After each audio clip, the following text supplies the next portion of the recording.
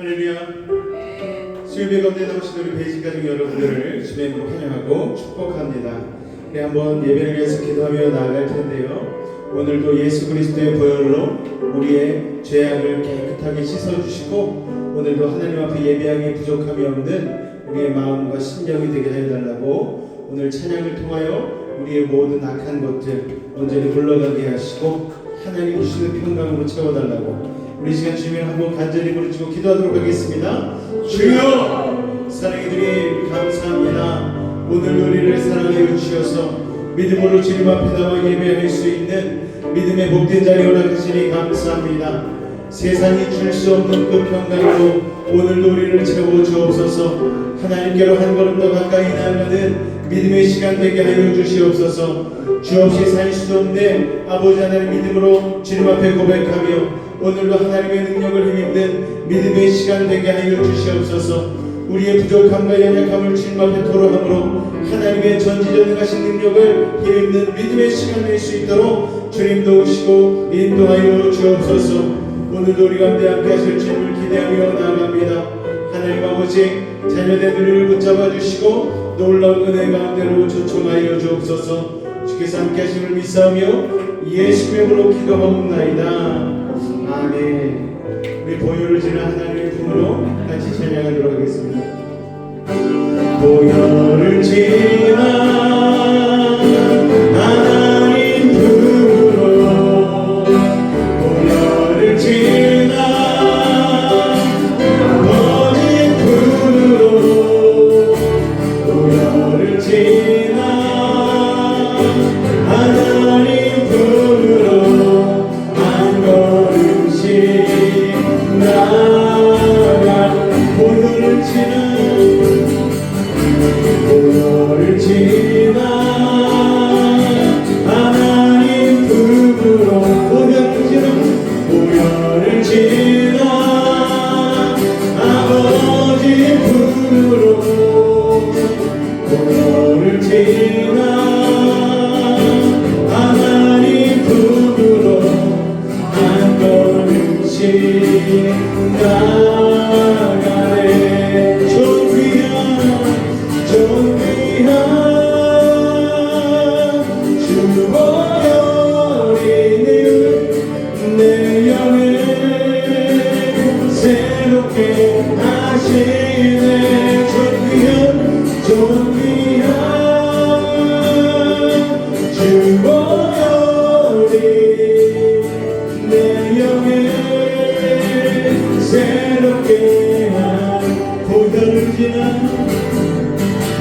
보혈을 지나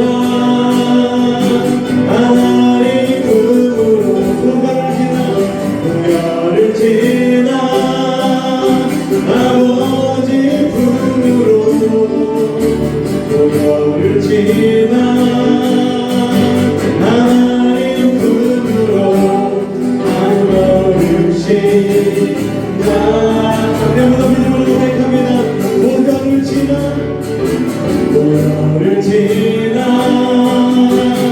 하나님 품으로 보혈을 지나 아버지 품으로 보혈을 지나 아버지 품으로 한 걸음씩 나아가네.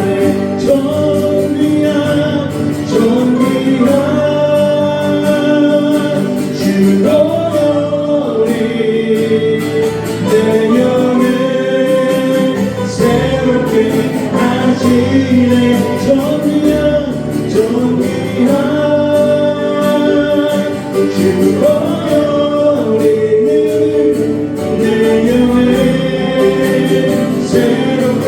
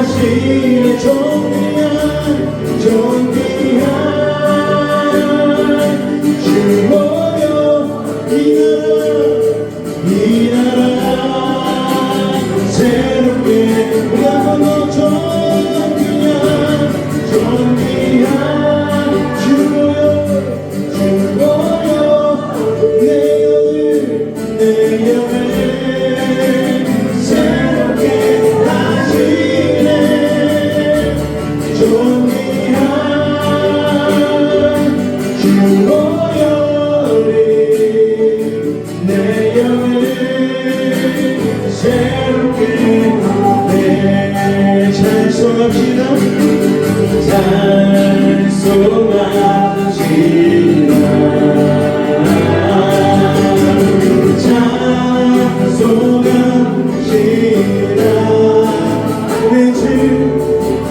내 죄를 씻으신 주님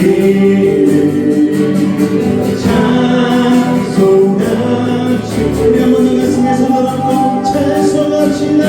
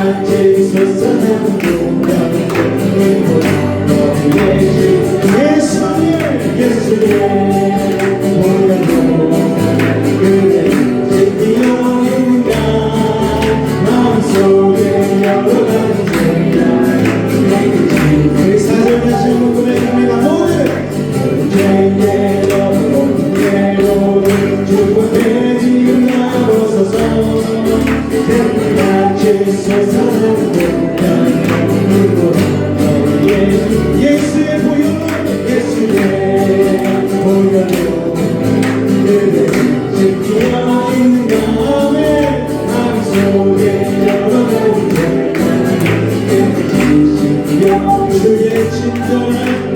주의 친절한 말에 마음이 변하리니 항상 그것보니 다시 말해 주의 말에 거짓말에 안 믿세 주의 말에 날이 갈수록 주의 사랑 분명하게 믿지요 정성하는 게 너니 다시 말해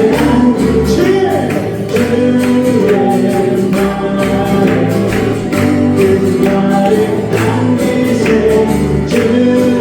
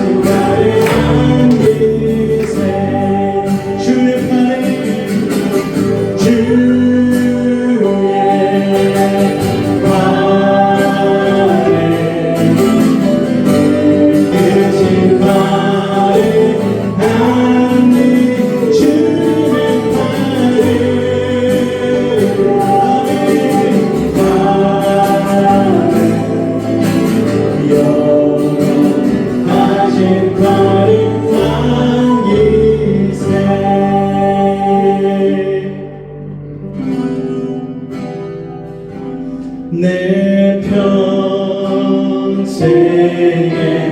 가는 길 수많아 늘 잔잔한 강 같은지 늘 잔잔한 강 같은지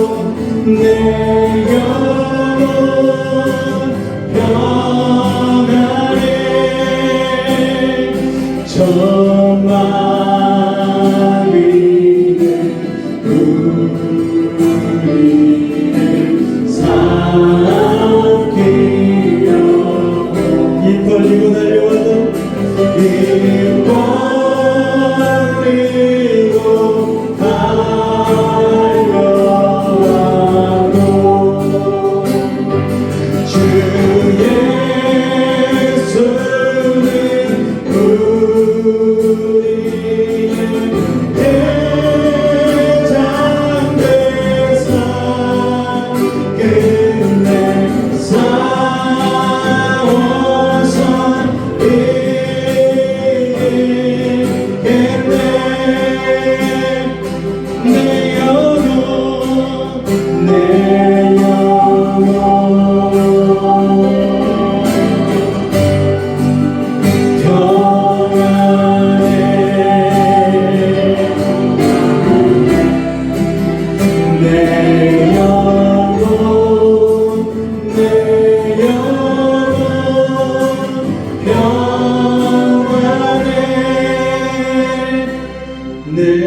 지은 죄 주옵니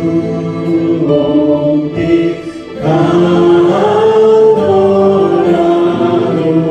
주 예수께 가려면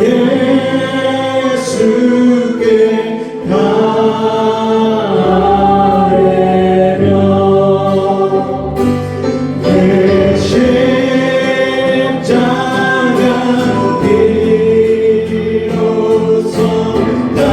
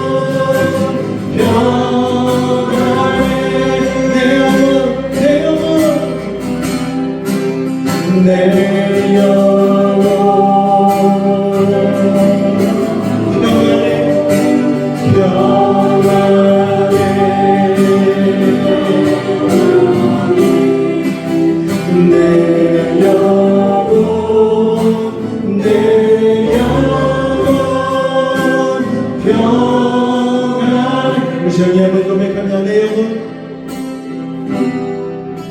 내 영혼 평안해 내 영혼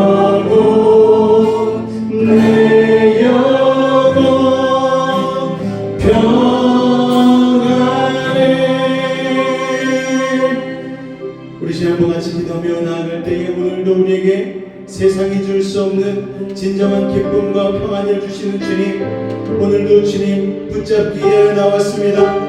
예수 그리스도 정결한 보혈의 피로 우리의 삶의 죄악을 씻어주시고 아버지 하나님 주홍같이 붉은 죄일지라도 주님께서 능히 하얗게 만드신 아버지 하나님 성결의 능력이 있사오니 오늘 그 능력 붙들고 우리의 삶을 내려놓고 기도하게 하여 주시고 이 예배 가운데 은혜로 나아가게 하여 달라고 우리 주님을 한번 간절히 부르짖고 기도하도록 하겠습니다. 주여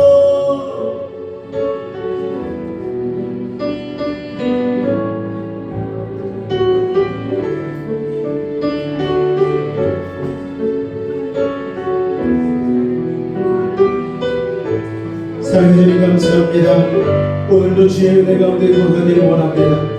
믿음으로 주님 바라보기를 원합니다. 우리 한 사람 한 사람 놀라운 주의 평강과 은혜로 함께하여 주시옵소서. 하나님과 떨어져서는 불안과 염려와 근심과 걱정과 질병과 저주가 찾아올 수밖에 없는 인생이지만 오늘도 하나님 붙들고 나아갈 때에 하나님 한 분으로 인하여 그 모든 저주와 이 세상의 아픔과 걱정과 근심 염려는 사라지게 되어진 줄로 믿습니다. 오늘 하나님 안이 나의 소망이시오 나의 삶의 주인 되심을 믿음으로 고백하며 오늘도 예배 가운데 나아가오니 주님 우리에게 세상이 줄 수 없는 평강과 기쁨을 더하여 주시옵소서. 응답과 은혜로 함께하여 주시옵소서. 주께서 놀라운 은혜와 사랑으로 함께 하심을 믿사오며 거룩한 우리 주 예수의 이름으로 감사하며 기도하옵나이다. 아멘.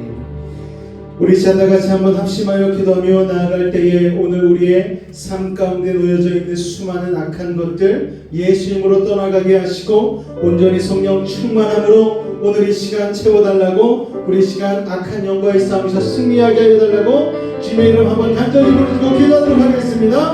주여 사랑해 주님 감사합니다. 오늘 우리의 불안과 염려와 근심이 가득한 삶 아버지 질병과 전과 가득한 삶 가운데서 아버지 하나님 예수의 보혈을 붙들고 온전히 일어나게 하시는 줄로 믿습니다. 성령의 충만함의 역사로 우리 가운데 함께하여 주시옵소서. 놀라운 은혜와 사랑으로 우리를 채우시고 인도하여 주시옵소서. 놀라운 주의 은혜와 사랑이 오늘 우리 가운데 임하는 줄로 믿습니다.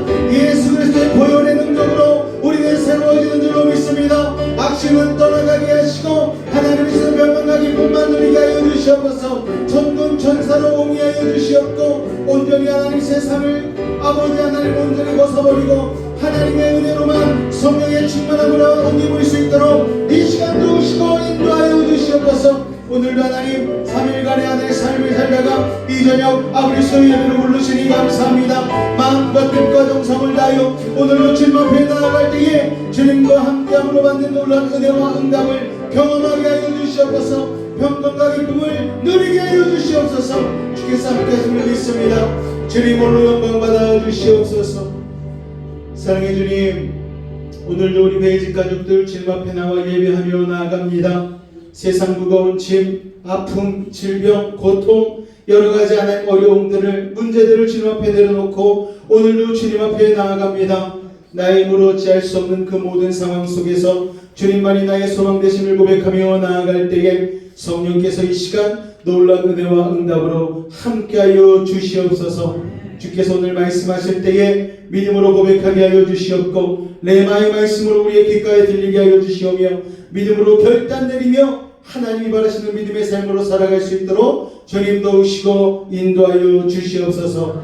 예수의 이름으로 감사하며 기도하옵나이다. 아멘. 앞뒤 여러분 인사드리도록 하겠습니다. 오늘 만나서 반갑습니다. 인사하겠습니다. 할렐루야. 만나서 반갑습니다. 오늘 나누실 은혜의 말씀은 다니엘서 4장 19절로 33절까지의 말씀입니다. 다니엘서 4장 19절로 33절까지의 말씀입니다. 제가 한 절, 여러분이 한 절, 우리 교독하도록 하겠습니다. 다니엘서 4장 19절로 33절까지의 말씀입니다. 벨드사살이라 이름한 다니엘이 한동안 놀라며 마음으로 번민하는지라 왕이 그에게 말하여 이르기를 벨드사살아 너는 이 꿈과 그의 속으로 말미암아 번민할 것이 아니니라. 벨드사살이 대답하여 이르되 내 주여 그 꿈은 왕을 미워하는 자에게 응하며 그 해석은 왕의 대적에게 응하기를 원하나이다.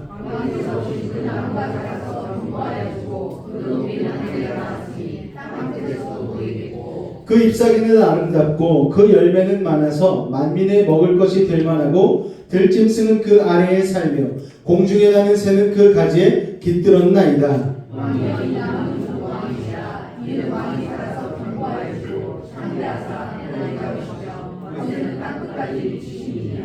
왕이 보신즉 한 순찰자 한 거룩한 자가 하늘에서 내려와서 이르기를 그 나무를 베어 없애라. 그러나 그 뿌리에 그루터기 있는 땅에 남겨두고 새와 놋줄로 동이고 그것을 들풀 가운데에 두라. 그것이 하늘 이슬에 젖고 또 들짐승들과 더불어 제 몫을 얻으며 7대를 지내리라 하였나이다.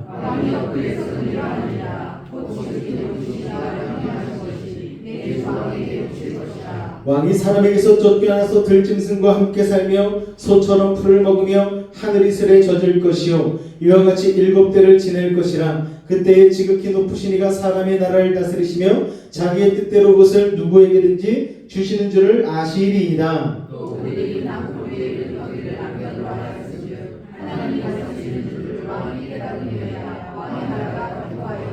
그런즉 왕이여 내가 아뢰는 것을 받으시고 공의를 행함으로 죄를 사하고 가난한 자를 긍휼히 여김으로 죄악을 사하소서. 그리하시면 왕의 평안함이 혹시 장구하리이다 하니라. 12달이 지난 후에 내가 바벨론 왕궁 지붕에서 거닐세.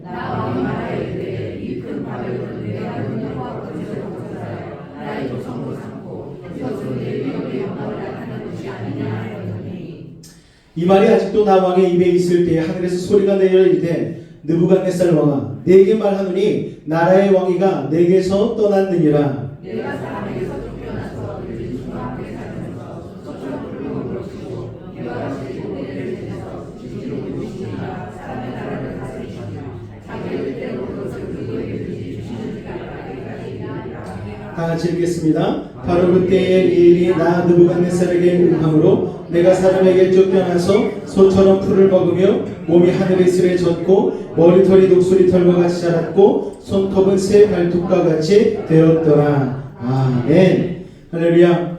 오늘도 놀라운 은혜와 사랑이 평강이 여러분의 삶 가운데 가득하시기를 주님의 이름으로 축원을 드립니다.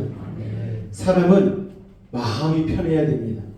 마음이 편해야지 무슨 일을 하든지 집중할 수 있고 효율이 생기고 실력을 발휘할 수 있는 것이죠. 오늘 고등학생들 3월 모의고사를 보는 날입니다. 떨리는 심정으로 이렇게 시험을 봤을 텐데 다들 하는 말이 비슷비슷해요. 고등학교 1학년들은 처음 보는 모의고사이기 때문에 너무 떨렸대요.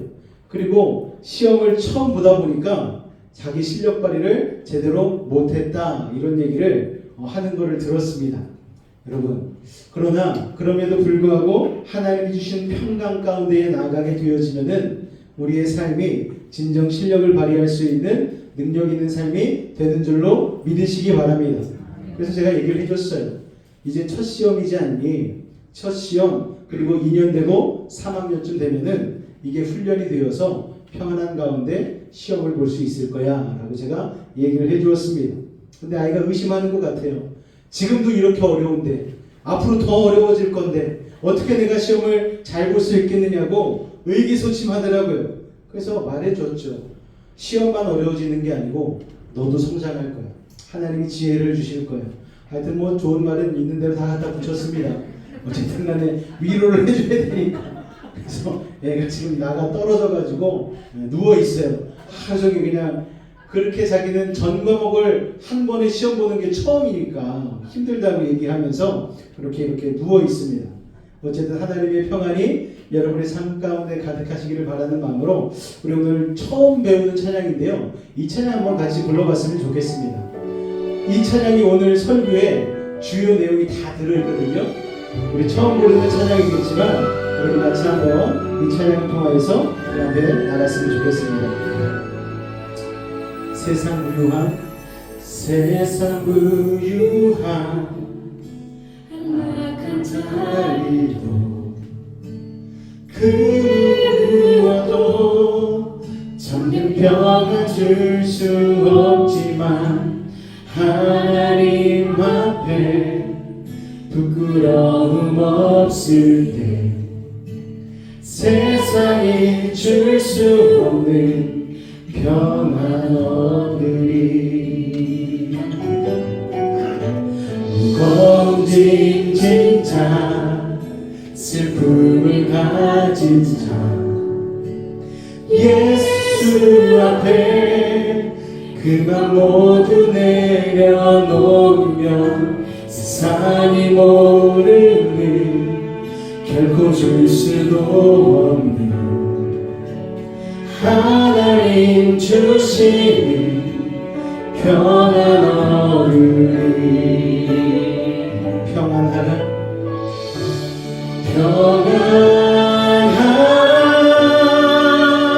삶의 폭풍 속에도 이곳에도 주 함께 하시리. 평안하라 두려워 말라 이의 평안 내게 주시리. 조금 어려우시겠지만 그래도 가사를 생각하며 은혜 받으셨으면 좋겠습니다. 우리 무거운 짐진 자 슬픔을 가진 자 한 번 더 고백하며 나가겠습니다.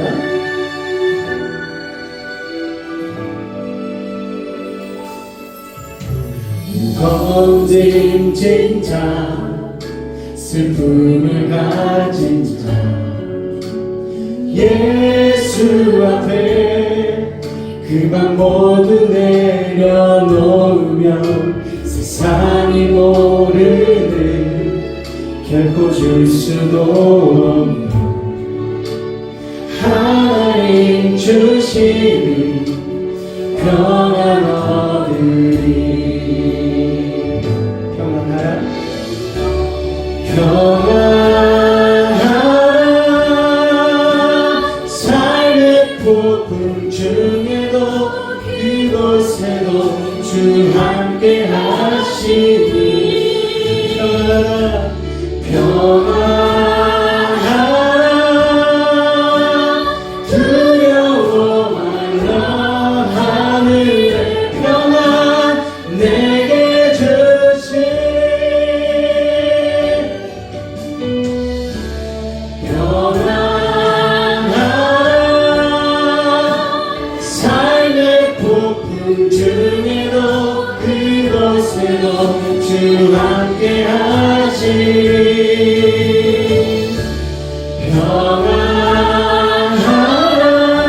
평안하라 두려워 말라 하늘의 평안 내게 주시 하늘의 평안 내게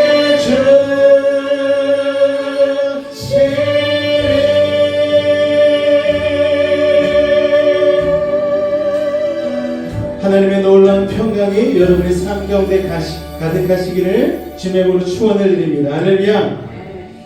오늘 말씀을 같이 나누기를 원합니다. 주님의 은총으로 지속적인 평안을 누리라 라는 제목으로 말씀을 나누기를 원합니다.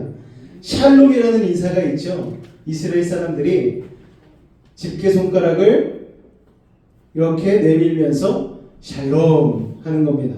우리가 이게 젊은 아이들은 이렇게 하면 넌 아니야 이건데 이건 아니고요. 샬롬입니다. 평안하십시오. 평강이 넘치십시오. 이걸 헬라어로 또 에이레네라고도 표현을 하기도 합니다. 우리나라 인사말인 안녕하고도 굉장히 비슷한 의미가 있습니다. 그럼 구체적으로 샬롬은 어떤 상태인가? 이 가스펠 서버에서 쓴 교회 용어 사전에 따르면은 샬롬은 다음에 이야기를 의미하고 있습니다. 첫 번째 같이 읽을까요? 시작. 국가 간의 전쟁이나 분쟁이 없는 평화로운 상태. 두 번째, 가정에서 불화가 없는 행복한 상태. 세 번째, 가난과 궁핍 등 경제적 고통에서 자유로운 상태. 이 세 가지를 뭉뚱그려서 정리를 해보면 몸과 마음이 모두 평안하여 걱정이 없는 상태죠. 자, 그런데 요새 이 세 가지 중에 우리가 과연 평안할 만한 일이 있습니까, 여러분? 국가 간의 전쟁이나 분쟁이 너무 많죠. 가정에서 불화가 여러분 없을 수가 있습니까? 자녀와 부모 간에, 그리고 부부 간에, 그리고 고부 간에 여러분 수많은 갈등과 불화가 넘치는 세상 가운데 살아가고 있죠. 또 여러분 가난과 궁핍 등 경제적 고통에서 자유로울 수 있는 사람이 과연 몇이나 되겠습니까? 우리는 이 세 가지 불안 요소 다 가지고 있다라는 거예요. 그래서 이 세 가지를 그러면 해결해야지 평안이 오는가 봤더니 꼭 그런 것만은 아닌 것 같습니다. 에베소서, 빌립보서, 골로새서, 빌레몬서 이 네 가지의 공통점이 있습니다. 혹시 뭔지 아시나요? 예?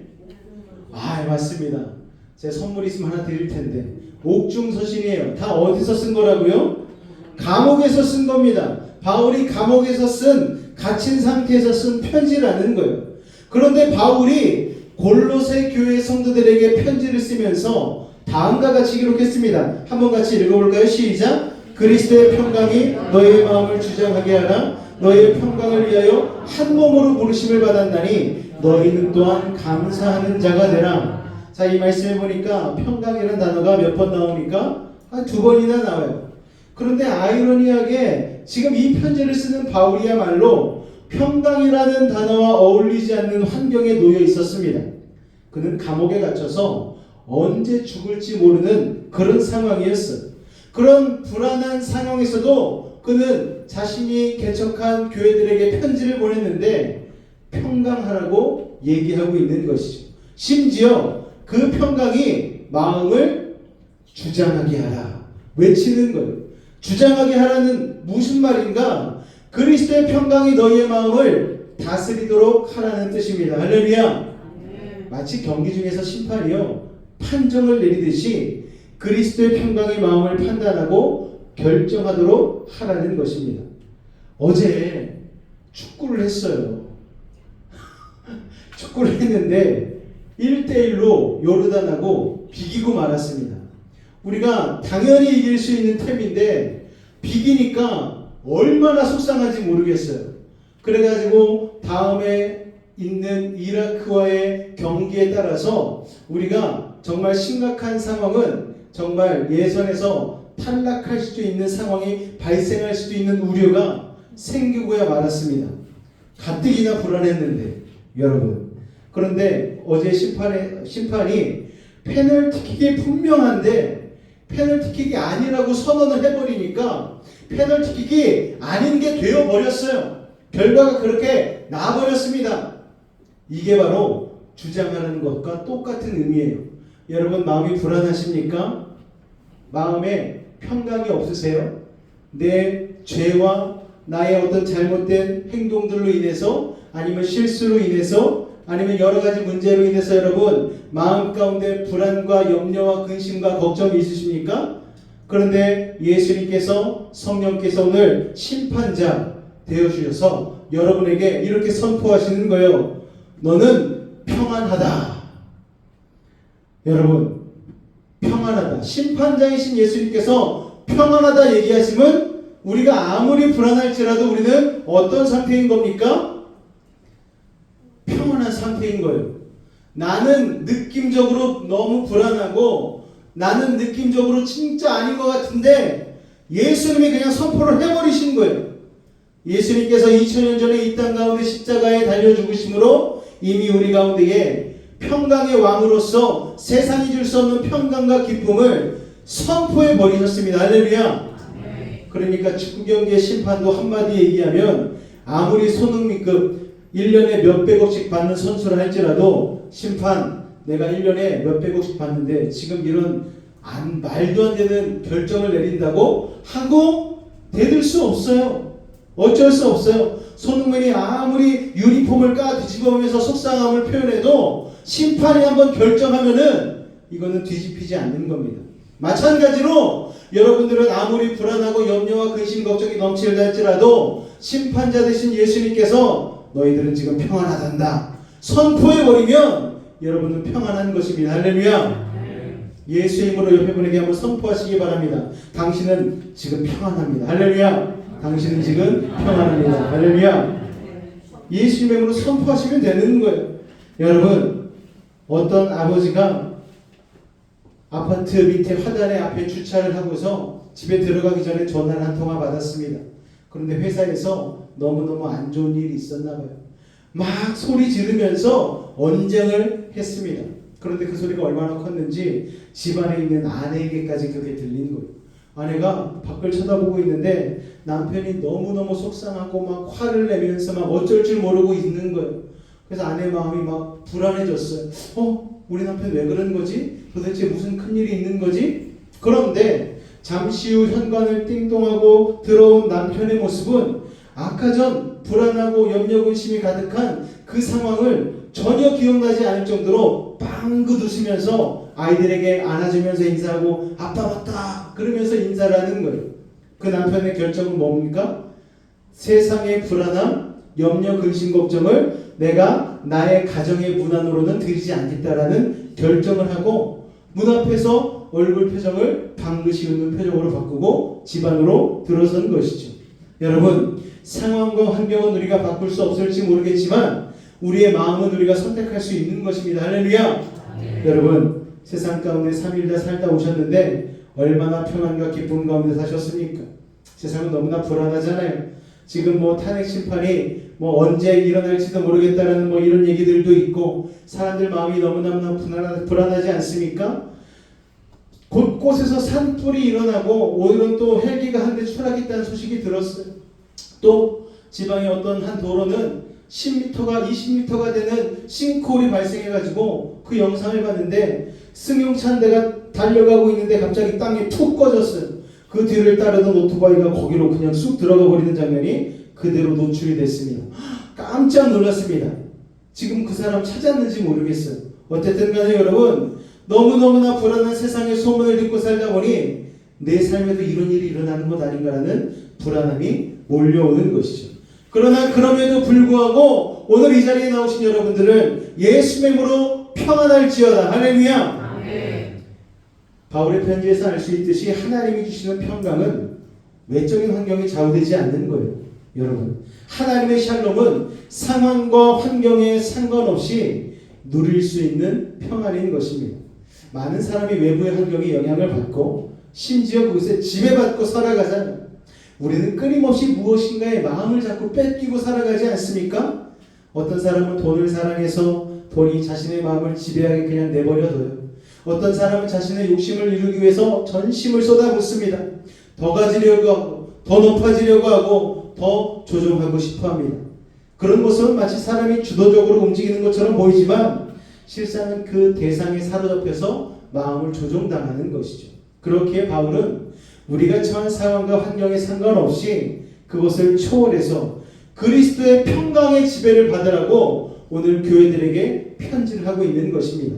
여러분, 평강을 누리는 것은요, 그리스도인의 사명이라는 것을 기억하시기 바랍니다. 우리의 마음에 지속적인 평강을 주시는 분은 오직 예수 그리스도이십니다. 할렐루야.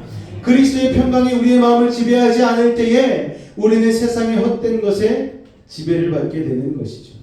여러분, 다니엘서 4장 4절 말씀 같이 한번 읽어볼까요? 시작. 나 느부갓네살이 내 집에 편히 있으며.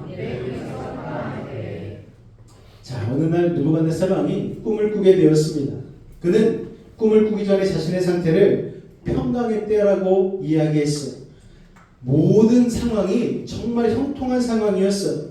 가정도 나라도 모두 굳건하게 세워졌고 자신의 왕권을 건드릴 그 어떤 권세도 세상에 존재하지 않았습니다. 그는 이 승리와 번영의 기류에 취해 있었어요.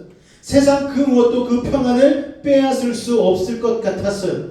그런데 허망하게도 그 평강이 한순간에 무너집니다. 왜냐하면 그가 잠에 들었는데 꿈을 꿨거든요. 그 또 손에 잡히지 않는 그 꿈, 악몽 하나 때문에 그의 마음의 평강이 무너져 버리고 말았습니다. 다니엘서 4장 5절 말씀 같이 읽을까요? 시작. 한 꿈을 꾸고 그로 말미암아 두려워하였으니. 인간은 참으로 연약한 존재입니다. 평안이 사라지고 두려움이 찾아왔어요. 제가 잠이 들었는데 꿈속에서 저희 아내가 다른 남자랑 차를 마시는 거예요. 너무 승질이 나는 거야. 그래가지고 일어나지고 아내를 한 대 때렸어요. 아내는 황당하죠. 이게 도대체 무슨 일이야? 꿈을 꾸고서 갑자기 평강이 깨진 거예요. 우리 아내는 나만 사랑해야 됐는데, 우리 가족만 사랑해야 됐는데, 딴 남자와 차를 마시고 있다고 도저히 용서할 수 없어. 그래서 너무 성질이 나가지고 잠에서 깨가지고 퍽 때린 거예요. 아내가 너무나 화가 났겠죠. 도대체 왜 그러냐고. 꿈에서 이런 일이 있었어. 여러분, 이와 같은 일보다 더 심한 일이 이 느부갓네살 왕에게 일어난 거예요. 그의 평안은요, 고작 꿈 하나에 무너져 버린 것이죠. 이처럼 외부의 환경에 의존한 평안은 내면의 두려움까지는 해결해 주지 못하는 거예요. 그는 두려움 앞에 아무런 대처도 할 수가 없었습니다. 이게 바로 이 느부갓네살 왕의 지닌 진짜 평안의 실체였어요. 이에 다니엘은요, 느부갓네살 왕에게 참된 평안을 얻는 방법을 알려줍니다. 다니엘은 이 땅을 다스리시는 분이 하나님이심을 깨달을 때에, 즉 이 땅의 모든 것을 붙잡고 계신 분이 하나님이심을 인정할 때에 평안을 누릴 수 있고 당신의 나라가 견고해질 수 있다라고 이야기를 해줍니다.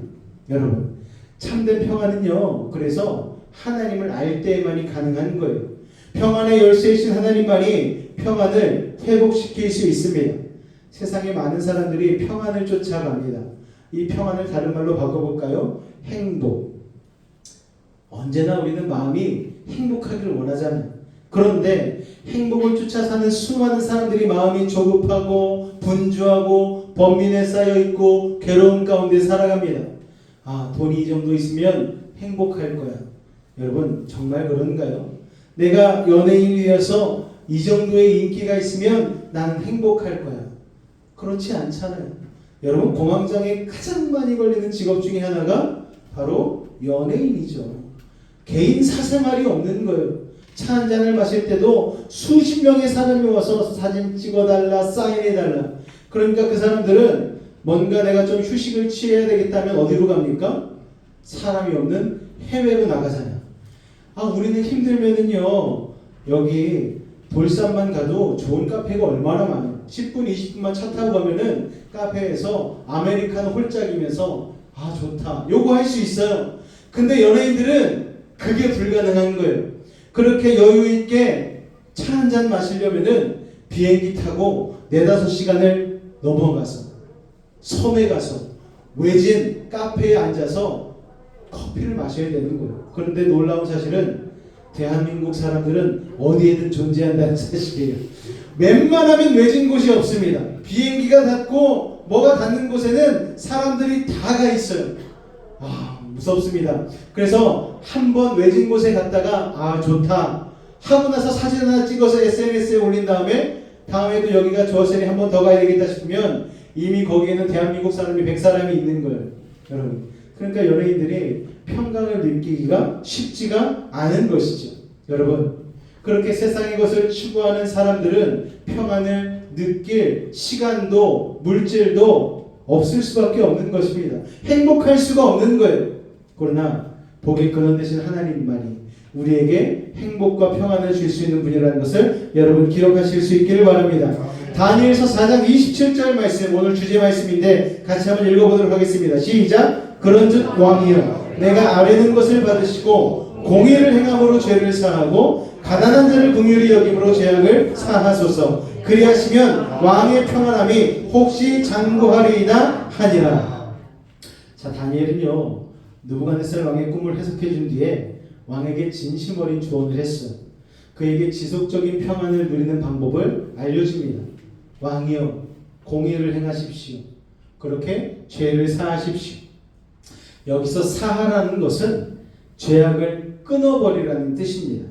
또한 가난한 자를 긍휼히 여기라는 것은 백성을 압제하지 말라는 거예요. 나보다 아래에 있는 자, 내가 부리는 자를 압제하지 말라는 거예요. 그렇게 죄악을 끊어버리고 옳은 일을 할 때 하나님께서 지속적인 평안을 주신다는 것입니다. 여러분, 우리는 평안을 누리되 지속적으로 누릴 평안을 사모하시길 바랍니다. 할렐루야. 외부의 환상에 의지한 평안은 절대로 영원하지 않잖아요. 작은 바람에도 쉽게 사라져버리는 안개와 같을 뿐입니다. 오직 하나님만이 참되고 지속적인 평안을 우리에게 주실 수 있다는 것을 우리는 기억해야 하는 것이죠. 여러분, 그래서 우리는요 이 평안을 누리기 위해서 하나님의 말씀을 받아야 하는 것입니다.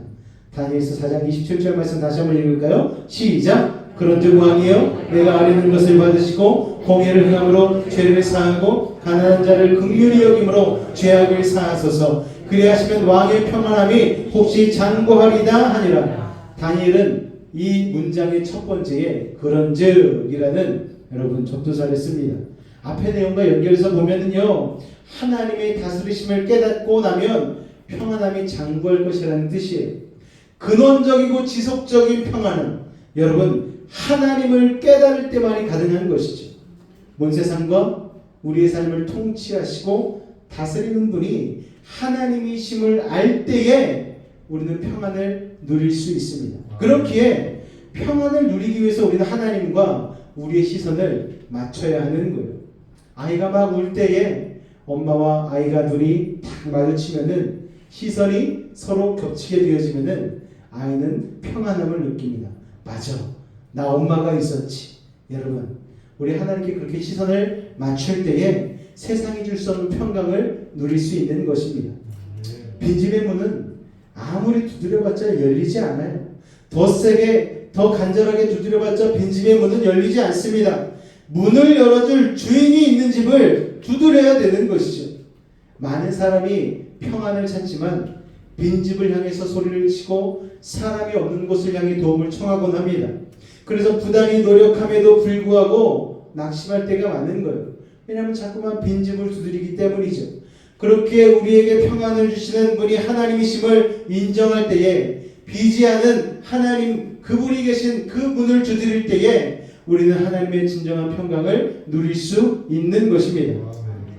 자, 하나님으로부터 이 평안이 온다는 사실은요 인간이 가진 한계를 허무는 것이죠. 자, 느부갓네살은 왕입니다. 다니엘은 그의 신하였어요. 어찌 신하가 왕에게 평강을 줄 수 있겠습니까? 더 많이 가진 자, 더 힘이 센 자는 느부갓네살 왕입니다. 그러나 하나님은요 왕도 수혜자가 되게 하시고 신하도 주도권을 질 수 있게 하는 거예요. 그렇게 아무리 연약한 자라도 하나님의 평안을 흘려보낼 수 있는 것입니다. 내 주제에 무슨 평안을 나누어 주나? 나나 잘해야지. 이런 생각은 하나님의 사람에게는 해당되지 않는 거예요. 왜냐하면 평안의 주체는 오직 하나님이시기 때문입니다. 할렐루야. 그래서 하나님이 내 안에 있으면 다른 사람에게 평안을 권할 수 있는 거예요.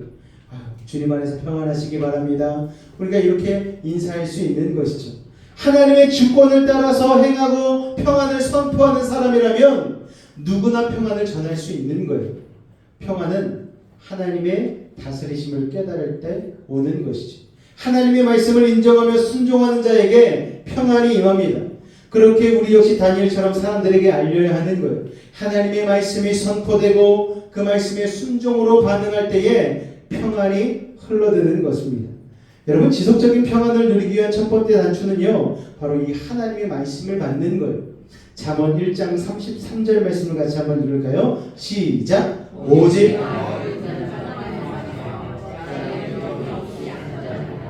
할렐루야. 오직이란 단서가 붙습니다. 여러분, 평안하기 원하십니까? 하나님의 말씀을 들으시기 바랍니다. 청종하시길 바라요. 여기 듣는다라는 표현은 그냥 귀로만 듣는 게 아니에요. 듣고 행하는 것까지가 듣는 것입니다. 그런 자는 평안히 살게 될 것이고 재앙의 두려움이 없이 안전해진대요. 할렐루야. 평안을 누리기를 원하십니까? 세상의 잡다한 소리를 듣기 전 하나님의 말씀을 들으시기 바랍니다. 아침마다 여러분 아침 예배를 왜 드려요? 세상의 잡다한 소리를 듣기 전에 하나님의 말씀으로 먼저 내 마음을 채우는 거예요. 하나님의 말씀을 사모함으로 읽고 묵상할 때에 세상을 향하여서는 노이즈 캔슬링이 되는 줄로 믿습니다. 여러분, 요새 노이즈 캔슬링 이어폰이 있는데 딱 끼면은 카페에 가서 공부할 때 도움이 많이 되더라고요. 집중해서 무엇인가를 내가 하려고 할 때 노이즈 캔슬링 기능을 딱 누르면 아무 소리도 안 들리고 집중해서 공부를 할 수 있습니다. 마찬가지로 하나님의 말씀도 그렇게 들어야 되는 거예요. 세상의 잡다한 소리를 노이즈 캔슬링 하시고 하나님의 말씀을 집중할 수 있는 믿음의 사람들 되시기를, 그리하여 재앙이 떠나가고 두려움이 없어지고 안전한 삶으로 평안한 삶으로 나아가시기를 주님의 이름으로 축원을 드립니다. 할렐루야.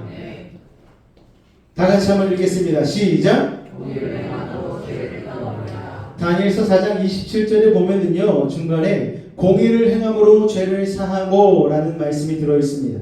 자, 다니엘은요, 느부갓네살왕에게 지속적인 평안을 누리길 원하십니까? 그렇다면 공의를 행함으로 죄를 사하시기 바랍니다.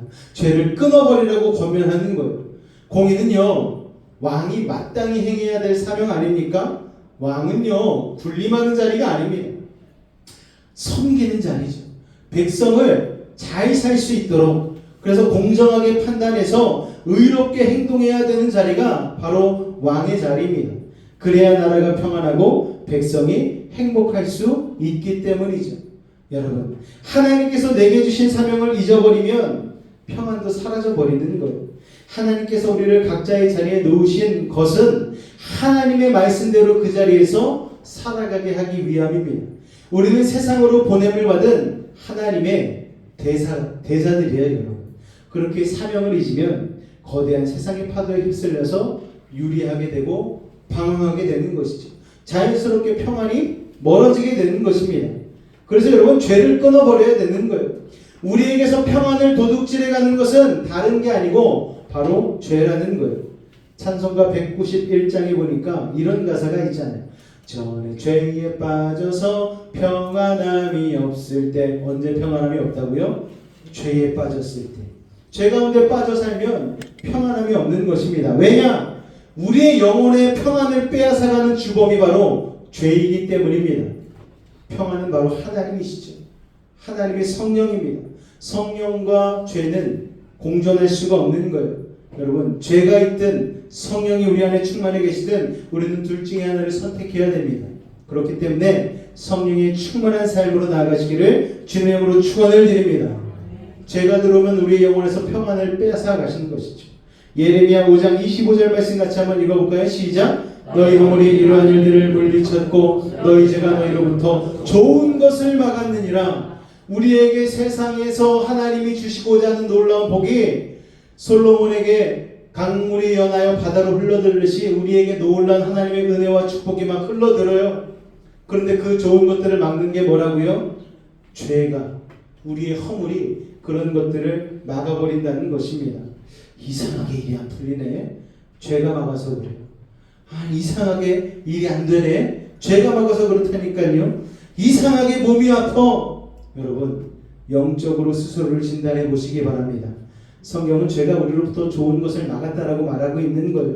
죄는 그렇게 우리에게 주어진 좋은 것을 막고 평안을 빼앗아갑니다. 그렇게 진정한 평안, 지속적인 평안을 누리기 위해서는 죄를 끊어내야 되는 거예요. 죄를 끊어내는 방법은요, 하나님의 공의를 행하는 것입니다. 하나님이 우리를 이 땅에 보내신 그 사명을 행하는 것이죠. 할렐루야. 그렇게 하나님의 공의를 행함으로 여러분의 죄를 끊어내시고 그 사명 가운데 나아감으로 하나님께서 평안을 누리시기를 주님의 이름으로 축원을 드립니다. 다 같이 읽겠습니다. 시작. 할렐루야. 다니엘서 4장 27절에 보면은 가난한 자를 긍휼히 여김으로 죄악을 사하소서라고 말씀을 합니다. 다니엘은 느부갓네살 왕에게 평안을 회복하려면 가난한 자를 긍휼히 여기라고 말씀하는 것. 자, 여기서 가난한 자는 단순히 경제적인 약자를 의미하는 게 아닙니다. 모든 사회적인 약자를 총칭하는 거예요. 열악한 형편 때문에 평안함을 누리지 못하는 이들을 이야기합니다. 이를 통해서 알 수 있는 게 뭡니까? 타인을 평안하게 할 때 나도 역시 평안을 누릴 수 있다는 것을 알 수 있는 것이죠. 왜 하나님은 느부갓네살을요 심판을 하려고 준비를 하고 계셨을까요? 왜 느부갓네살에게 그 악몽을 주셨을까요? 그가 평소에 왕으로서 하나님의 말씀을 외면하고 연약한 자, 가난한 자를 멸시했기 때문입니다. 여러분, 하나님은요 하나님의 형상대로 지음받은 사람을 무시하고 멸시하는 것을 너무너무 싫어하시는 거예요. 하나님은 하나님이 주시는 평강을 나만 누리는 것이 아니고 우리 이 땅 지구상에 있는 모두가 누리기를 원하신다는 사실을 기억하시기를 바랍니다. 누구나 평안을 소망하잖아요. 누구나 행복하기를 원하잖아요. 두려움과 절망에 빠지고 싶은 사람은 없습니다. 그러나 많은 경우 사람들의 평안은 주변의 환경에 영향을 받죠. 약자들은 특히나 그렇습니다. 여러분, 힘들 때에, 코로나 때에, 아니면 흉년의 때에, 수재민이 이재민이 일어나는 그런 어려운 상황 가운데에 힘든 것은 누가 힘든가 하면 가장 아래에 있는 사람들이 힘들어요. 위에서는 살짝 흔들어도 아래에서는 주구장창 흔들립니다. 여러분, 그러니까 돈이 있는 사람들은 그걸 잘 몰라요. 권세가 있는 사람들은 이걸 잘 모릅니다. 내가 어떤 말을 했을 때 이 말의 영향력이 가난한 자들에게, 연약한 자들에게 얼마나 이들을 힘들게 할지 전혀 알지 못하는 거예요. 예전에 제가 부교육자로 있을 때에 담임 목사님이 외국에 나갔다 온 게 그렇게 싫었어요. 어디 견학만 갔다 오시면 갑자기 이걸 하자라고 막 하시는 거예요. 이게 좋아 보이는데 이런 프로그램을 우리가 새로 시작해 봅시다. 그러면 이제 담임 목사님은 너무 보기 좋으니까 하면 좋을 것 같아서 얘기를 하는데 그때부터 아래에 있는 부교육자들은 아주 난리가 납니다. 어떻게 이걸 해야 될지 회의를 하고 주구장창 땀 흘리며 열심히 하기 시작하는 거예요. 또 성도들은 오죽합니까? 갑자기 담임 목사님이 변했어. 제발 해외 좀 안 나갔다 오셨으면 좋겠어. 막 이런 소문이 들고 이게 막 뒤숭숭해지는 거예요. 그러니까 아무리 좋은 게 있다고 해도 아주 조금씩 변화시켜야 하는 것이죠. 수원 침례교회에 김장한 목사님이 원로 목사님이 되시면서 그 뒤에 고명진 목사님이 담임 목사님이 되셨거든요. 강대상 의자 하나를 저쪽으로 조금 움직이는데 1년이 걸리셨대요. 아무도 모르게 조금씩 여러분 티나지 않게 갑자기 바꿀 수도 있죠. 그런데 그것 때문에 시험 드는 사람이 있을까봐 아주 조금씩 바뀌셨다라는 거예요. 여러분, 제가 갑자기 예배 드리는데 원래는 찬양하고 사도신경하고 그 다음에 설교하고 이랬는데 갑자기 설교부터 시작해요. 성경 피고 그리고 나서 막 찬양을 해요. 여러분, 적응이 우리 목사님 왜 저러시지? 마음 가운데 갈등하고 번민하느라고 은혜가 안 될 수도 있습니다. 여러분, 갑자기 변화하는 건 우리들에게서 평강을 앗아가는 것이죠. 자, 여러분, 우리는요 누구나 평강을 소망합니다. 그런데 위에 있을수록, 그리고 높은 자리에 있을수록, 그리고 강한 사람일수록 우리는 그 평강을 이루는 데 있어서 약자와 부족한 자 그리고 가난한 자를 생각하면서 해야 된다는 거예요. 여러분 이 땅의 모든 사람에게는 왕이 존재하잖아요. 우리 자녀들에게는 부모님이 왕 같은 존재이죠. 그런데 여러분 대국의 왕이었던 느부갓네살 위에도 왕이 존재했습니다. 내 위엔 아무도 없어라고 생각했던 느부갓네살 왕이 꿈을 꾸면서 누구를 인식하게 됩니까? 전지전능하신 하나님을 인식하게 된 것이죠. 그래서 우리는요, 우리를 긍휼히 여기시는 하나님의 사랑을 기억해야 하는 것입니다. 여러분, 하나님을 기억할 때에, 나보다 높으신 하나님을 인식하며 나아갈 때에 우리는 우리의 삶을 통하여서 사랑과 평안을 흘려보낼 수 있는 것입니다. 여러분, 지금 우리가 돌봐야 할 자가 누구인지를 생각하시기 바랍니다. 내가 받은 은혜를 어떻게 흘려보낼지를 고민하실 수 있기를 바랍니다. 그리고 그들을 긍휼히 여기시기 바랍니다. 여러분, 우리가 누군가를 비판하면 그 비판하는 비판으로 우리가 비판을 받는 것이고, 우리가 누구를 긍휼히 여기면은 그 긍휼히 여김으로 우리가 하나님으로부터 긍휼히 여김을 받는 것입니다. 그렇게 연약한 자들, 가난한 자들, 불쌍한 자들을 우리가 긍휼히 여기고 그들의 삶을 회복시키려고 노력할 때에 하나님께서도 우리를 긍휼히 여기시고 우리를 회복시켜 주시는 것입니다. 할렐루야. 하나님의 사랑을 전할 때 죄는 영향력을 잃고 거룩한 평안이 그곳에 넘치는 것이죠. 수많은 불안과 걱정과 근심을 갖고 있는 수많은 연예인들이 그 불안과 공황장애 속에서 온전히 나오기 위해서 하는 선택 중에 하나가 뭔가 하면은 제3세계로 가서 도와주고 선교해주고 그 불쌍하고 가난한 이들, 배고픈 이들의 손을 붙잡아주고 몸을 봐주고 그렇게 하는 거예요. 여러분, 저번에 우리가 금요 기도회 때 션 집사 이야기를 듣지 않았습니까? 400명이나 되는 아이들을 자기네가 매달 45,000원씩 한 명당 45,000원씩 지원을 해요. 한 달에 45,000원이면 그 아이의 인생이 바뀐다는 거예요. 그렇게 해서 매달 얼마씩 2천만 원씩 나간다는 거예요. 여러분, 일반적인 사람들은요 그렇게 할 수 없잖아요. 근데 저는 연예인이잖아요. 연예인이니까 흘러 들어오는 물질들이 있으니까 그것을 가지고 그렇게 선교하고 가난한 이들을 도울 수 있는 것이죠. 그런데 매달 2천만 원씩 나가니까 인상 푹푹 쓰면서 내가 이번 달에 2천만 원 또 어떻게 감당하지? 그러는 게 아니에요. 계속 웃어요. 그걸 보면서 저 션집사의 삶에는 하나님의 나라가 임했구나 라는 생각이 들더라고요. 너무 부러운 생각이 드는 거예요. 나도 저렇게 자유하며 많은 사람들을 돕고 세워주고 회복시키는 삶을 살고 싶다라는 선한 욕심이 생기더라고요. 여러분, 우리가 해야 될 일이 바로 그런 일 아니겠습니까? 우리가 받은 은혜와 평강을 많은 사람들과 나누기 시작할 때에 바로 거기로부터 여러분의 진정한 행복이 시작되는 것이죠. 많이 가진 자가, 높이 올라있는 자가 행복하다는 얘기를 들은 적은 없습니다. 그러나 높이 올라있는 그 권세와 힘을 가지고 많은 사람들에게 선한 영향력을 끼칠 때에, 많은 물질을 가지고 나누기 시작할 때에 그들은 보람차고 행복한 것입니다. 할렐루야. 진정 행복하길 원하십니까? 여러분, 진정 평강을 넘치길 원하십니까?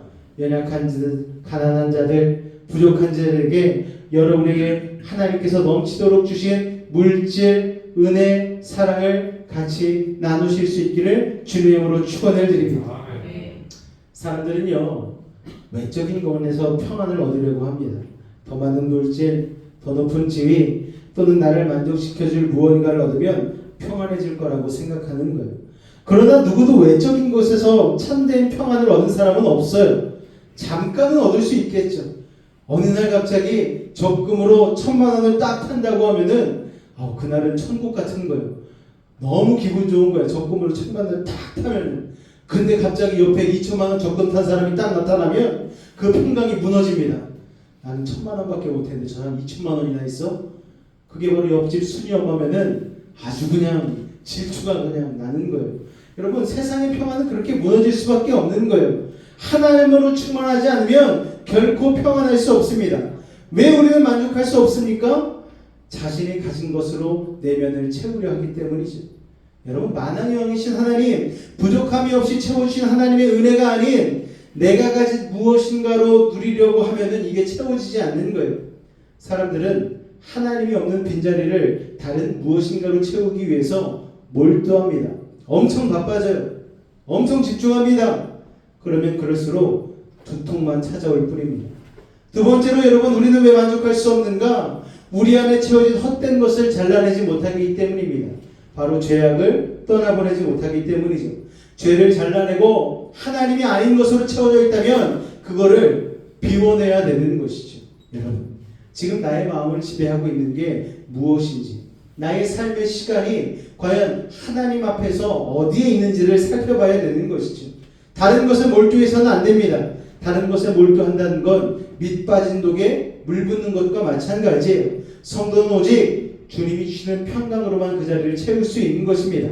여러분, 세 번째로 우리는 언제 평안하지 않습니까? 왜 평안하지 않습니까? 가진 것을 가난한 자에게 흘려보낼 때에 하나님께서 공급하심을 누리게 되어지는데 이 나누는 걸 하지 못하는 거예요. 여러분, 다윗은 하나님을 찬양하는 수많은 시를 남겼잖아요. 그런데 다윗의 삶을 보면 다윗의 삶은 인간적으로 볼 때는 결코 평탄하지 않았습니다. 자신을 죽이려고 하는 사울에게 쫓겨다녀야 했어요. 왕이 된 후에도 아들 압살롬에게도 쫓겨다녔습니다. 그럼에도 불구하고 다윗은 하나님이 주시는 평강을 누릴 수 있었어요. 다윗의 삶 자체를 보면 상황과 환경이 도저히 평강을 누릴 수 없는 상황이었습니다. 그런데 다윗은 예수님이 심판자 되셔서 평강하라고 얘기하신 그 말씀대로 하나님의 평강을 선포해버린 것이죠. 그래서 사울에게 쫓기는 그 동굴 속에서도 하나님을 찬양했습니다. 어떤 상황에도 하나님께 예배했습니다. 그렇게 감사와 평강을 회복함으로 그는 하나님의 마음에 합한 사람으로 온전히 쓰임받게 될 수 있었던 것입니다. 여러분, 성도란 그런 존재가 되어야 되는 것이죠. 상황과 환경에 상관없이 하나님이 주시는 지속적인 평안을 누릴 수 있는 자가 되어야 하는 것입니다. 인생은 올라갈 때가 있는가 하면 내려올 때가 있는데, 올라갈 때 신나게 춤추다가 내려올 때 시무룩해져서 내려오면 안 되는 거예요. 내려올 때도 주님 나와 함께 하시니 나 기뻐합니다 찬송하며 내려갈 수 있는 믿음의 실력이 있는 사람이 될 때에 그 평강으로 인하여 다음 오르막길은 더 높은 곳으로 올라갈 수 있는 기초가 마련된다는 것을 여러분 기억하시기 바랍니다. 내가 가진 물질이 사라져도 하나님께로부터 오는 평강이 있는 거예요. 내 몸이 건강이 악화돼도 하나님으로부터 오는 평강이 있는 것입니다. 오늘 그 평강을 믿음으로 붙잡고 누리실 수 있는 하나님의 자녀들 되실 수 있기를 주님으로 축원을 드립니다. 마음이 평안하면요, 행복이 찾아오면은 우리가 무슨 일을 하든 집중할 수 있고 제대로 된 실력 발휘를 할 수 있는 것이죠. 여러분 삶 가운데 무엇인가 불통한 게 있으십니까? 여러분 삶 가운데 뭔가 어려운 게 있으세요? 그렇다면 하나님이 주시는 평강을 선포하고 회복하실 수 있기를 바랍니다. 그러면 여러분이 마음 가운데 소원하는 것들이 주님의 뜻 안에서 온전히 이루어지게 될 줄로 믿습니다. 여러분, 주님만이 우리에게 지속적인 평안을 주실 수 있어요. 그 이유를 묻는 세상에게 들려줄 대답을 준비하실 수 있기를 바랍니다. 당신은 도대체 그런 상황에서, 그런 처한 환경에서 어떻게 평안하실 수 있습니까? 예수 그리스도 때문입니다. 이렇게 여러분 대답을 준비하시기 바랍니다. 지금 여러분의 머릿속을 사로잡고 있는 세상적인 생각들이 무엇입니까? 나의 내면을 하나님을 기뻐하는 생각으로 채우시기 바래요. 주님의 공동체는 공의와 선행으로 평화의 빛을 발하게 되어지는 것입니다. 여러분, 우리가 돕고 구제해야 될 대상이 누군가를 주님의 시선으로 바라보시고 어떻게 섬길지를 계획해 보시길 바랍니다. 그 선한 계획을 통하여서 여러분이 실행하며 나아갈 때에 여러분 안에 묶여있던 문제들을 해결받고 주님 안에 놀라운 응답들이 여러분에게 임하게 될 줄로 믿습니다. 할렐루야. 기도하겠습니다. 사랑의 주님, 감사합니다. 오늘도 우리를 사랑하여 주셔서 진정한 평강을 누리는 방법들이 무엇이 있는지를 깨닫게 하시니 감사합니다. 하나님, 주님을 인정하게 하여 주시옵소서. 그리하여 주님의 말씀을 듣게 하여 주시옵소서. 공의와 정의를 행하게 하시고 가난하고 헐벗은 이웃들을, 연약한 이들을 아버지 하나님의 사랑과 은혜로 품고 그들에게 우리가 가진 것을 나눌 수 있는 아버지 그 공의를 행하게 하여 주시옵소서. 세상이 줄 수 없는 평강을 그렇게 누리는 자가 되어 아버지 하나님 우리 삶에 막혀있는 것들을 뚫리게 도와주시고 아버지 하나님 눌려있는 것들이 풀어지는 귀한 역사를 경험하게 하여 주시옵소서. 주께서 함께 하심을 믿사오며 예수의 이름으로 기도하옵나이다. 아멘. 우리 아까 불렀던 찬양 같이 한번 고백한 이후에 우리 기도하는 시간을 갖도록 하겠습니다.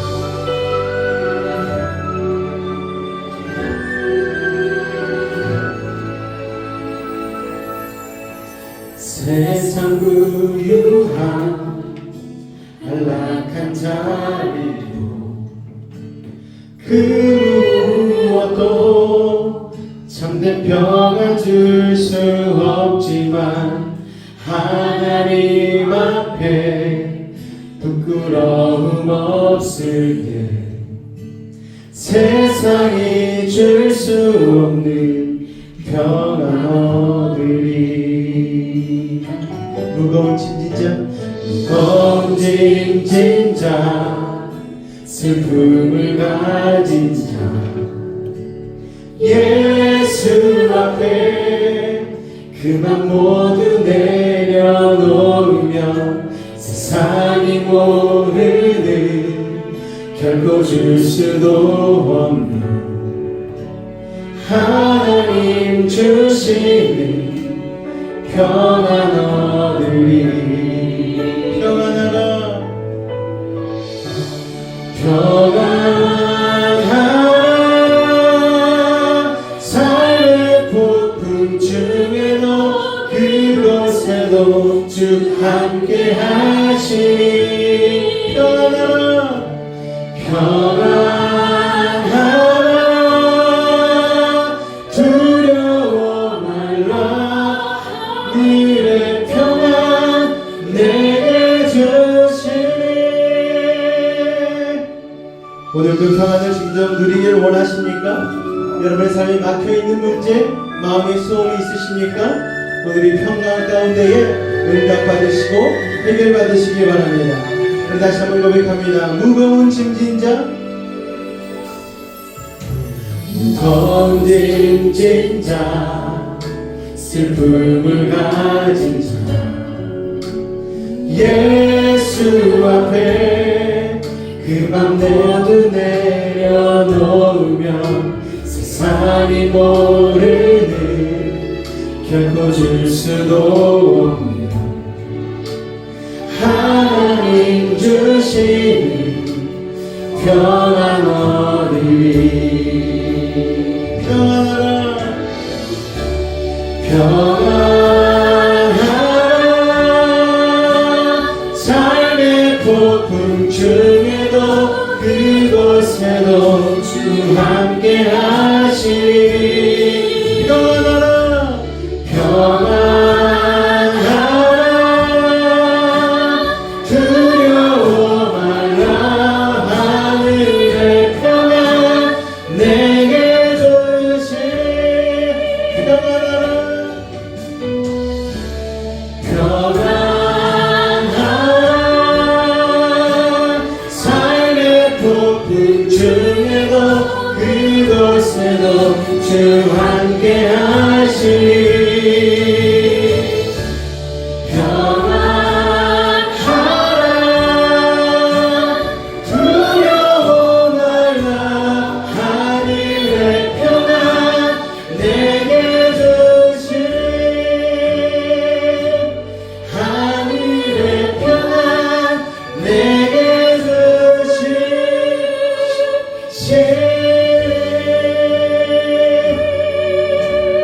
오늘 이 찬양의 가사와 같이 한번 기도하며 나아갈 때에 여러분의 마음에 불안과 염려가 있으십니까? 조급함이 있으십니까?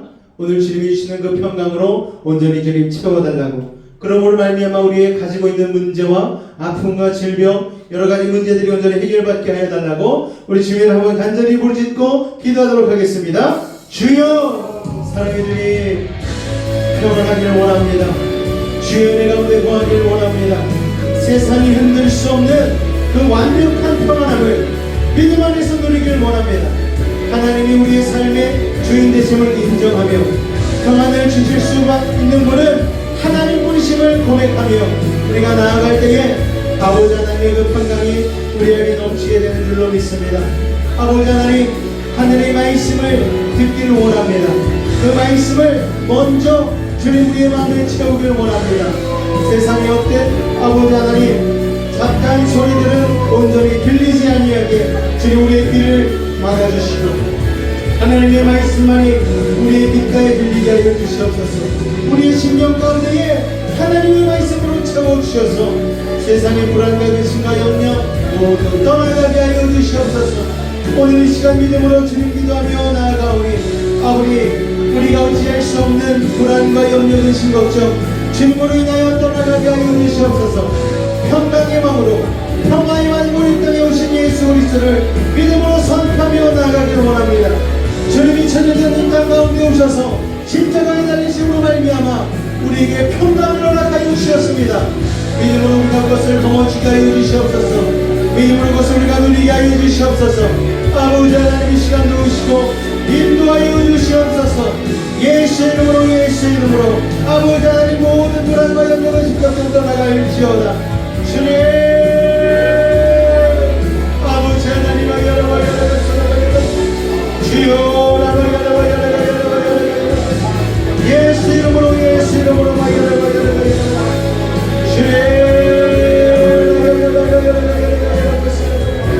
아버지 하나님, 하실 줄로 믿습니다.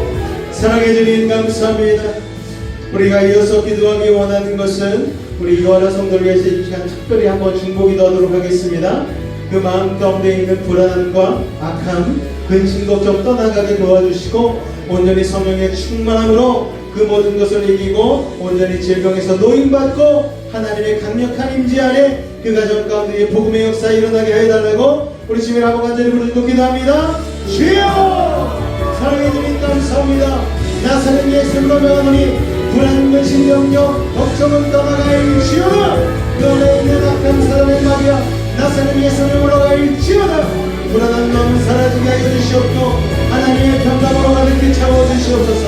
예수 그리스도가 그냥 가정 가운데 주인 되어주시고 모든 것에서는 물러가게 하여 주시옵소서. 나사렛 예수님으로 원이 물러갈지어다. 예수님으로 떠나갈지어다. 하나님 주시는 아버지 진정한 평강과 아버지 하나님 온전히 안전함을 누리게 하여 주시옵소서. 예수님으로, 예수님으로 아버지 하나님 모든 아버지를 주여, 주여, 하나님 아버지 하나님 감사합니다. 주여,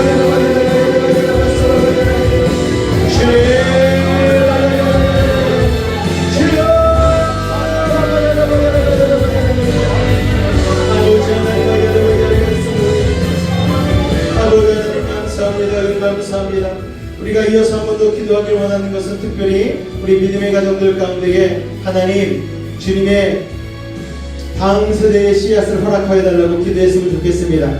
우리 강영희 권사님의 안수집사님의 딸 희진이 아버지 그 가정 가운데에 온전히 믿음의 태희 씨를 허락하여 달라고 기도하여 주시고 우리 박종민 권사님의 딸 원비 가정 가운데에도 온전히 주님께서 새로운 믿음의 다음 세대에 태희 씨앗을 허락하여 달라고 또 우리 소년자매 요한 형제의 가정 가운데에 하나님께서 함께 하심으로 온전히 믿음의 자손을 씨앗을 허락하여 달라고 우리 이러한 것들을 놓고 주님 이름 한번 간절히 부르짖고 기도합니다. 주여, 사랑해 주님 감사합니다. 아버지 믿음의 다음 세대가 열려지기를 원합니다.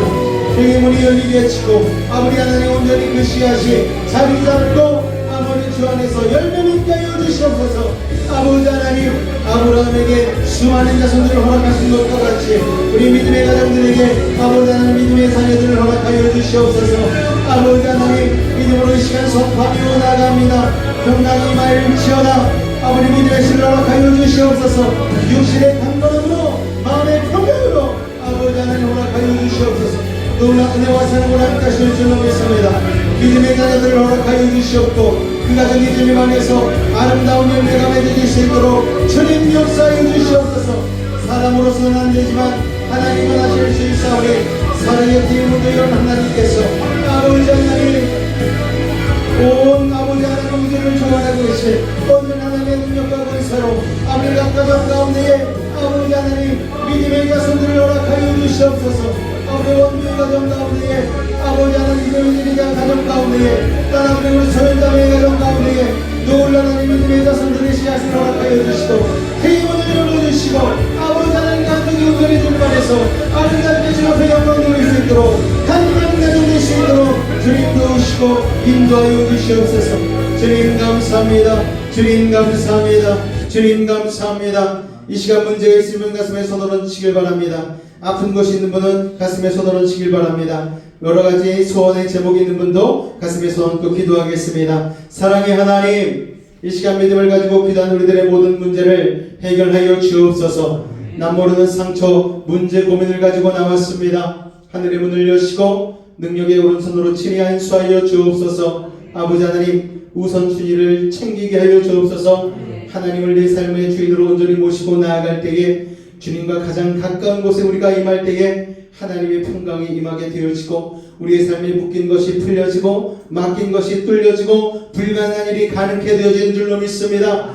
아버지 나사렛 예수 이름으로 명하노니 모든 문제는 떠나갈지어다 물러갈지어다 예수 이름으로 명하노라. 병든 몸 아픈 곳에 믿음을 가지고 손을 얹었습니다. 하늘의 문을 여시고 주의 광선 바라여 주옵소서. 주님의 십자가 피 묻은 손으로 안수하고 치료하여 주옵소서. 나사렛 예수 이름으로 명하노니 악하고 사악한 모든 병마야 몸에서 떠나가라 물러가라. 예수 이름으로 깨끗한 힘을 지어다. 십자가의 보혈로 치료함을 받을지어다. 하나님의 말씀으로 성령의 검으로 치료함을 받을지어다.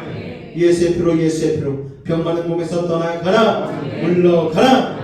아버지 하나님 대열매 맺게 하여 주시옵고 각 가정의 복음의 역사 일어나게 하여 주시옵고 예배자들로 채워지게 하여 주시옵소서. 치료의 광선 바라여 주시고 성령의 불로 태워주시고 보혈의 피로 씻어 주옵소서. 주님께서 그렇게 하실 줄로 믿습니다.